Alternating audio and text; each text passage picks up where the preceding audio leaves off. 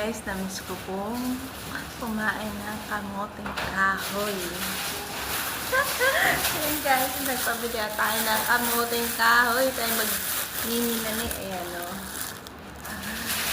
Kamoting kahoy guys. Namiss ko na kasi kumain ng kamote. Tayo magkakamote for today. Kamote.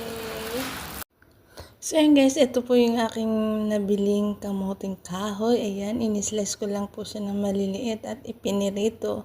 Masarap po yan na pang merienda mga ka-idol. Alam nyo, nakakamiss yung mga gantong pagkain Pinas ba.